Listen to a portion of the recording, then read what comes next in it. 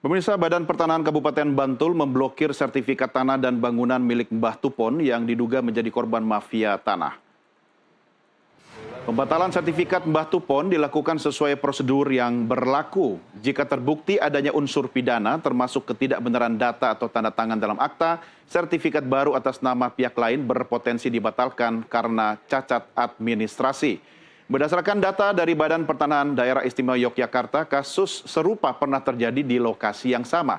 Sementara pemeriksaan lebih lanjut dugaan pemalsuan data ini diserahkan ke kepolisian. Kami sudah berkirim surat ke kanwil BPN terkait dengan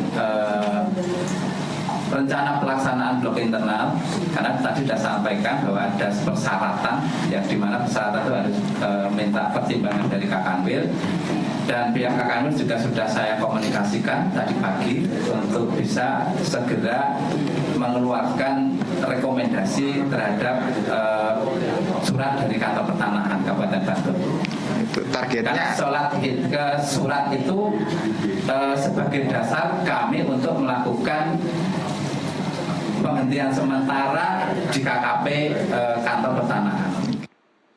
Kita lanjutkan diskusi kita, pemirsa. Memang agak berat kalau kita membahas tentang sosok korban seperti Mbah Tupon, seorang buta huruf, buta hukum, melawan mafia yang mungkin di dalamnya ada orang-orang oknum pejabat yang buta nurani. Tapi saya akan minta pendapat dari Pak Aprilia Supalianto terkait dengan 3 pasal Pak Aprilia yang akan dikenakan kepada klien Anda, yaitu penggelapan, penipuan, dan pemalsuan. Respon Anda, Pak Aprilia? Ya, tentu saya menghormati, menghargai apa yang dilakukan sebagai bentuk upaya hukum dari keluarga Mbah Tupon ya. Persoalan pasal 372, ada 378, ada pemalsuan mungkin ya. Ya, kita tunggulah nanti apakah proses itu nanti akan menghasilkan, pertama karena proses lidik, apakah ada peristiwa pidana di situ. Ya, saya berharap bahwa di sini memang ada peristiwa pidana. Saya berharap sekali. Kenapa begitu? Nah, kami ini justru concern sejak awal, Mas. Saya dengan Pak Bibit, ketika saya mendampingi Pak Bibit ini, begitu saya mendengarkan penjelasannya, apa sih yang terjadi Pak sebenarnya? Begitu saya diceritakan begitu, waduh Pak, ini sepertinya, ini jawaban spontan saya, sepertinya kasus beberapa tahun yang lalu saya alami, di Bantul itu ada mafia tanah yang masuk.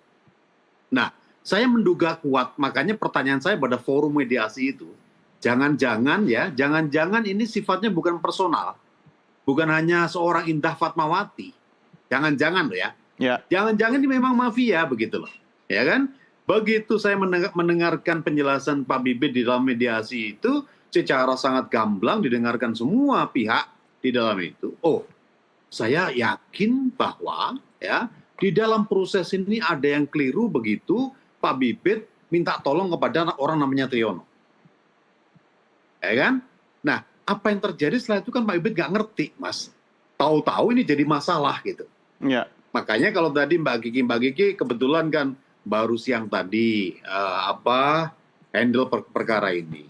Saya udah seminggu Mbak Kiki ya, boleh dicek kepada perangkat desa, siapa yang mendorong, siapa yang pertama kali menyiapkan blokir ke BPN. Kebetulan kami sangat berempati kepada keluarga Mbah Tupon, kami bantu itu, makanya kami dorong segera cari pengacara. Pak Aprilia, Anda mendorong ini secara hukum, artinya untuk membuktikan ada mafia tanah atau untuk menyelamatkan klien Anda? Atau jangan-jangan klien Anda bagian dari mafia tanah? Kami jamin tidak dalam posisi itu. Kepentingan kami ada 2, Mas. Ya. Pertama, kami ingin memastikan bahwa Mbah Tupon dalam perjuangan memperoleh kembali hak tanahnya itu didampingi orang-orang yang memang di bidangnya, yang kompeten, yaitu kuasa hukum. Yang kedua, saya secara pribadi punya kepentingan, ayo kolaborasi kalau Anda punya kuasa hukum, kita bongkar persoalan ini. Makanya langkah pertama kami apa? Mbak, kepada keluarganya namanya Mbak Maria pada saat itu, besok pagi Mbak, blokir dulu di BPN. Saya bantu, saya siapkan blokirnya. Kami monitor terus juga kepada Polda. Siapa-siapa ini. Segera panggil. Segera ungkap ini semuanya. Gitu loh, Mas. Jadi semangat Anda adalah sebenarnya untuk membantu Mbah Tupon ya? Iya. Tapi dengan cara klien Anda harus dilaporkan dulu, begitu? nggak ada masalah walaupun di dalam komitmen mediasi pertama itu, komitmen loh ya nih, kesepakatan dalam mediasi pertama tanggal 14 itu, yang dilaporkan itu rencananya adalah Indah Fatmawati, notarisnya, Ya. kemudian Triyono nomor 2. Triyono 2 ya. kan? Tapi bahwa kemudian dalam praktek yang dilaporkan semuanya termasuk klien saya, sangat kami hormati, nggak ada masalah. Ya, walaupun Pak Ibit sebagai terlapor, ya tetap membantu. Bagaimana caranya mendorong ini supaya terungkap semuanya? Ya. Supaya clear Pak semuanya. Bibit belum ada pemeriksaan ya kepada Pak Bibit ya? Belum, rencana nanti hari Senin. Hari ini sudah ada panggilan, Mas. Oh, sudah ada panggilan hari undangan ini. untuk klarifikasi. Jadi Pak Ya. Bibit hari Senin depan akan diperiksa di Polda. Dan kami pastikan kami akan hadir. Pak Ibit akan hadir. Oke, menarik ini. Mbak Kiki, silakan responnya. Oke, baik. Kalau tadi dikatakan bahwa memang tidak ada keterlibatan dari kliennya Pak Aprilia ya. Kalau dari kronologi yang kami terima, mohon maaf Pak, saya bukan cuma hari ini mendampingi gitu dari kemarin-kemarin, tapi masih di balik layar karena memang menunggu respon dari keluarga. Sejauh kemudian yang kami tangkap dari kronologinya, Mbak Tupon ini percaya sekali pada Pak Bibit. Gimana? Ada trust gitu ya, karena memang Pak Bibit ini tuh sudah satu mantan kepala desa dia di sana, tokoh masyarakat, dan kebetulan memang relasinya cukup dekat dengan Mbak Tupon gitu. Dan kenapa dia bisa menyerahkan sertifikat kepada Pak Bibit pada saat itu, mulai dari penjualan tanah yang 298, lalu kemudian pecah sertifikat untuk yang pemberian jalan dan juga gudang, itu ya karena trust gitu. Nah, maka ketika pada tahun 2020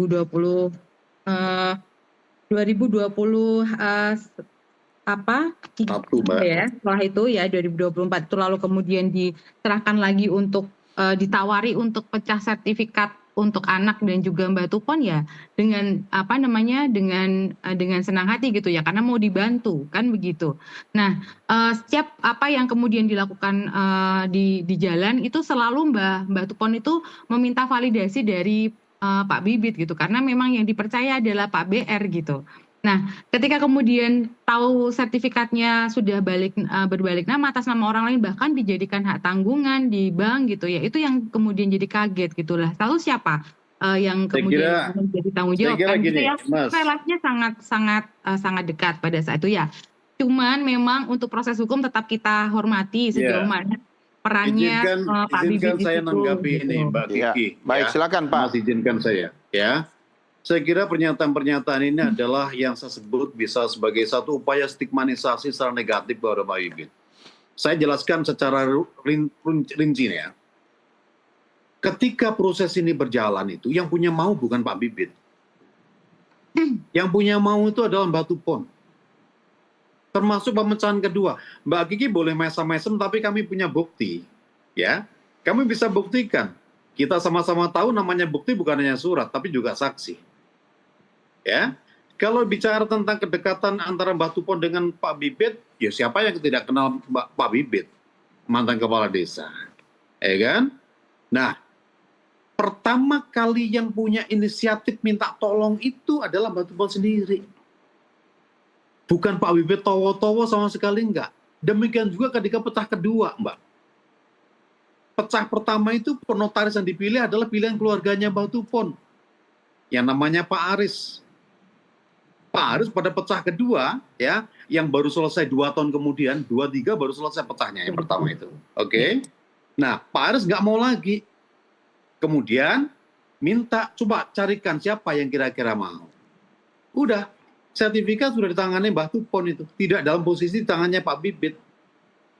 Ketika kemudian Mbak Tupon menanyakan apakah nggak bisa dilakukan pecah kedua, Pak Bibit belum merespon, Mbak. Baru merespon ketika Pak Bibit itu ketemuan namanya Triyono, datang ke rumahnya Pak Bibit. Semua ini Mbak Kiki ya sudah terverifikasi pada forum mediasi dan tidak ada satupun yang menyatakan keberatannya. Makanya kalau Mbak Kiki mendengarkan versi ini di luar forum itu, ya tentu Mbak Kiki 1000% nggak percaya itu. Tapi Ya. ada forum objektif yang namanya mediasi pada tanggal 14 dan tanggal 16 itu. Ya, baik. Hadir lurah, hadir caleg, semuanya gitu. Ya. Sehingga ini yang saya persoalkan Mas Eka dari kemarin itu. Apa itu? Ada Ya, upaya nanti luar pembuktian biasa yang menstigma hukumnya, Pak. negatif kepada Pak Berbeda. Bibit. Makanya hari ini pun ada berita itu. RT aja sekarang sudah menyatakan, aduh Pak Bibit juga menjadi korban dalam persoalan ini. Fakta-fakta ini yang terungkap kemarin di forum mediasi. Ya, baik. Pak Aprilia, Ya kan? itu nanti detailnya tentu Anda bisa sampaikan di pengadilan ya. Tetapi kan Ya. kalau sebentar Mbak Kiki, kalau saya melihat versinya Mbak Kiki tadi kan ini pintu pertama kan memang sertifikat itu diserahkan ke Pak Bibit begitu kan. Jadi ini kan Betul, kalau betul. secara kronologis memang harus runtut begitu ya. Oke, tapi baiklah. Pertanyaan saya ya kan Pak Aprilia, ini kan soal Triyono kedua ini yang kemudian dari Triyono kedua inilah yang sampai muncul notaris dan nama Indah Fatmawati. Harusnya kan fokus Ya. ke situ. Meski memang harus lewat Pak Bibit sebagai orang pertama di mana sertifikat itu keluar dari tangannya Mbah Tupon itu. Begitu loh Pak Fadil. Begini loh Mas ya, begini Mas. Ada peristiwa yang dipotong, ada fakta yang dipotong. Ketika sertifikat itu diserahkan kepada Triyono pertama, Ya. itu pun juga seizin sepengetahuannya Mbah Tupon. Itulah sebabnya kemudian begitu sertifikat diserahkan kepada Triyono untuk dilakukan pemecahan, ada direct langsung antara Triyono dengan Mbah Tupon. Pak Bibit sudah di luar itu, Mas. Tetapi semua monitor pengetahuan Pak terus. Bibit, Pak. Gitu loh. Pak Bibit monitor itu. Ya. Sudah di luar tapi Jadi monitor itu juga maksudnya. ada buktinya ini. Ya, nanti saya bantu deh. Sekarang tuh apa? Hari ini pun terungkap ada bukti baru yang ternyata begini ya. Oke. Silakan nanti Mbak Kiki. Ya, baik. Hubungi namanya Triyono pertama, ya. Itu saran saya. Baik. Hari ini Baik. saya kira perangkat desa juga sudah mau memegang bukti-bukti itu. Baik, Pak Aprilia, Mbak Kiki ditahan dulu ya. Saya harus Ya. ke Prof. Nur Hasan dulu. Prof. Nur Hasan, ini kan artinya sudah masing-masing memiliki persepsinya, kemudian pandangannya masing-masing. Apakah ada jalan lain, Prof., kemudian yang bisa dilakukan oleh para pihak ini sebelum maju ke pengadilan atau nanti dimediasi lagi melalui kepolisian? Kalau dari perspektif hukum agraria gimana Prof. Anda melihatnya? Ya, setiap konflik gitu ya, setiap sengketa itu pada intinya terbuka untuk diselesaikan di luar pengadilan ataupun kalau memang di luar pengadilan tidak sampai menemukan jalan penyelesaian, ya satu-satunya memang harus ke pengadilan. Jadi bahkan sebenarnya gitu ya, tapi kan ini nanti berkaitan dengan persoalan apakah masyarakat percaya atau tidak.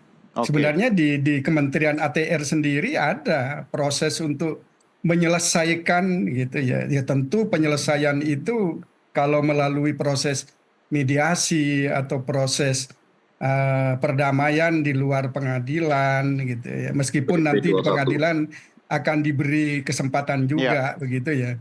Itu tetap dibuka gitu. Ya tapi kan ini menyangkut atau berkaitan dengan kemauan dari para pihak gitu, terlapor dan pelapor gitu untuk menyelesaikan, dan tentu ya penyelesaian itu jangan sampai kemudian merugikan terutama ya yang sekarang menjadi korban adalah Mbah Tupon. pihak Mbah Ya, Prof. Tupon gitu ya. Misalnya begini, Prof. Ya.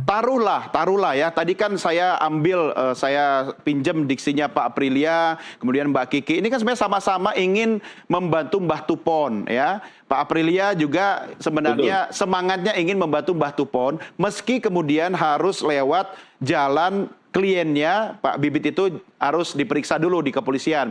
Lah, ini kalau sama-sama mau membantu Mbah Tupon, kemudian harus berantem, yang seneng kan mafia gitu. Kalau menurut Anda, Prof, Itu, Pak. ya oke, saya tidak membela siapa-siapa ya. Kalau Anda melihatnya, Prof, kenapa tidak fokus saja kalau kita bicara hukum agraria kepada membantu Mbah Tuponnya? Kan bisa diganti sertifikatnya, ya kan? Diterbitkan sertifikat pengganti. Kemudian dilakukan upaya pemberantasan kepada mafia tanahnya itu aja, Prof, gitu. Iya. Ya, saya kira terbuka proses untuk misalnya begitu ya, kalau sampai sekarang sudah ada sertifikat yang atas nama Indah entah Fatmawati. siapalah yang pembeli, saya tidak ingin menyebut nama gitu ya, yang pembeli begitu, itu terbuka kalau prosesnya itu memang tidak memenuhi gitu ya syarat administratif yang ditentukan, apalagi misalnya kalau itu ada proses jual beli Oke. gitu. Karena Artinya proses kalau jual beli semua kan sudah pasti ada. diperiksa, apakah kepolisian bisa mengusulkan hal itu, Prof? Saya kira kepolisian terbuka, ada perpol. Ada IR. perpol yang mengatur tentang keadilan restoratif gitu RG itu di ya. kepolisian itu. Itu bisa digunakan untuk menyelesaikan kasus seperti ini. Kalau Anda sendiri, Prof, Cuman Anda ya lebih apakah- mengarahkan kemana? Penyelesaian lewat jalur meja hijau atau restoratif justice? Ya, ini pendapat pribadi saya. gitu Pendapat ya. pribadi sebagai seorang profesional Ya, hakim pendapat hukum. pribadi saya. Ya, sebenarnya kalau ke pengadilan kan lama. Ya. Gitu ya. Maka ada buku yang bercerita tentang tragedi pedang keadilan itu karena lamanya itu. Ya. Itu loh. Sedangkan kalau proses mediasi atau penyelesaian di luar pengadilan kan bisa segera diperoleh caranya. Yang penting para pihak gitu ingin sama-sama menyelesaikan itu, tetapi ini persoalan juga ada bank itu yang dirugikan. Oke. Ya tentu ya harus diselesaikan juga. Iya, iya. Gitu loh anunya. Baik, tapi penyelesaiannya. peluang itu Jadi terbuka kalau ya, saya- Prof ya? Kalau saya milih mediasi begitu. Oke. Ya, baik. Saya pinjam Kasihan dulu. itu lama itu nanti. Gitu. Oke, setuju Prof. Saya pinjam dulu statement Anda soal mediasi. Lambok Yao, Pak Aprilia, Mbak Kiki ketemu di angkringan KR Potugu gitu kan. Lah sama-sama ingin bela Mbah Tupon gitu kan. Nah, Mbak Kiki silakan respon. Iya, kalau dari kami ya, kalau tadi mau di tujuannya adalah satu, memang sertifikatnya Mbak Tupon bisa kembali ke Mbak Tupon ya, maka kemudian ya memang karena ini masih ada hak tanggungan di bank, ini yang kami harus juga selesaikan gitu ya, kasusnya akan seperti apa gitu dengan pihak bank. Karena ini juga banknya bank pemerintah kebetulan gitu, jadi kalau misalnya ini tidak diselesaikan kreditnya ya itu kasihan banknya, betul. Jadi NPL-nya nanti jadi tinggi gitu. Nah, dari kami kalau untuk skema pidana ya kalau tadi dibilang tujuannya adalah untuk memberantas mafia tanah ya memang kalau dari versi kami ya harus dilanjutkan ya supaya kemudian ketahuan siapa sih sebenarnya mafia tanahnya gitu. Karena memang dari hasil pidana ini juga nanti akan digunakan untuk proses untuk pemulihan balik nama sertifikatnya kalau memang kemudian terbukti ada penipuan, penggelapan dan juga pemalsuan dokumen misalnya dalam kerangka untuk balik nama, ini yang akan dijadikan bukti ya untuk balik nama ke atas ke Batu Pon kembali. Tetap gitu. harus lewat Tapi sama-sama Bibit penting. Rustanto dan Triono 1 gitu Mbak Kiki. Tidak bisa langsung kemudian ke Triono 2 dan seterusnya begitu. Ya, karena kronologinya demikian kami juga ingin tahu ya sejauh mana keterlibatannya dan sejauh mana perannya, lalu lewat pembuktian juga yang kami pikir ini cukup fair gitu ya ketika melalui proses hukum dan menjadi hak klien kami juga untuk memperoleh keadilan, tahu fakta yang sesungguhnya ya dengan itu ya kami mantap untuk kemudian ya tetap apa yang kami siapa-siapa yang kami laporkan akan tetap dilaporkan. Demikian. Sebenarnya Mbak Kiki tujuan utama Anda itu kan adalah mengembalikan haknya Mbah Tupon kan? Itu yang pertama, Betul. artinya sertifikat kembali ke tangan Mbah Tupon. Dan yang kedua, soal kewajiban di bank itu harus diapakan begitu? Iya, karena kan supaya tidak lagi dibebani hak tanggungan karena ini prosesnya udah lelang kedua, Mas. Iya, gitu. iya. Itu supaya kemudian ini lepas dulu, ini harus seperti apa skemanya dengan pihak banknya, itu kan harus didiskusikan ya, Iya. gitu. Nah, lalu kemudian kalau sertifikat udah bisa keluar, soal balik namanya bagaimana, apa caranya, kan itu Iya. langkah kedua yang kita ini ya. Lah ini apa kan yang kita panjang harus- sekali Mbak prosesnya. Belum Oh, lagi iya, nanti, ini pidana Karena umum memang ya? proses terjadinya kejahatannya juga panjang Mas gitu. Jadi kita memang proses pemulihannya juga harus Ya, panjang. saya cuma Kalau berpikir tidak tuntas, kondisi ini Mbah tidak akan bisa Tupon, balik nama. ya Mbak Kiki pasti tahu lah kalau ketemu Mbah Tupon mungkin kita harus memikirkan juga Betul. kondisinya yang mungkin sekarang tiap Iya. hari lebih banyak termenung gitu, pikiran ya. Nanti kalau makin drop, ya kasihan juga loh Mbak. Tenang Mas, kita juga tadi sudah membahas tentang intervensi krisis ke Mbah Tupon ya, karena memang kondisi psikisnya lelah seperti itu. Kami juga tadi sudah membahas tentang dukungan untuk psikolog ya untuk Mbah Tupon gitu, supaya dia rilis dulu dari semua hiruk pikuk kasusnya ini gitu, supaya beban pikirannya berkurang gitu dan punya Oke. energi untuk bisa melanjutkan kasusnya ya. Kami juga aware soal itu Mas. Ya, tapi Anda masih percaya pada lembaga peradilan kita? Kalau ada mafia tanah, ada mafia-mafia yang lain juga mungkin?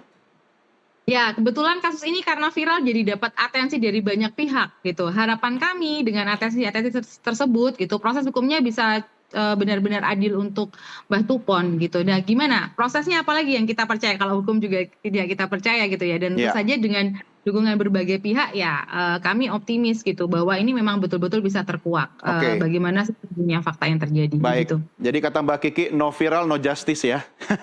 Nah, Saya zaman akan- sekarang ya, Ya, saya akan berikan kesempatan ke Pak Aprilia, tapi di segmen berikutnya ya Pak ya. Kita rehat sejenak. Baik, pemirsa, kami segera kembali sesaat lagi.